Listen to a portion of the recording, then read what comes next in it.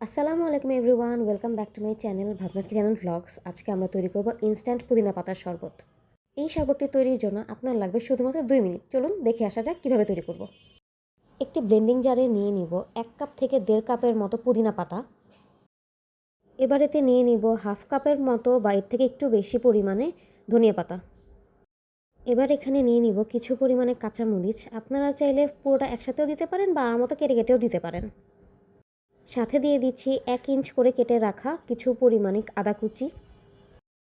এবার এখানে দিয়ে দিব 1 চা চামচ পরিমাণ ভেজে রাখা জিরা, হাফ চা চামচ বা স্বাদ অনুসারে লবণ এবং হাফ চামচের মতো বিট লবণ।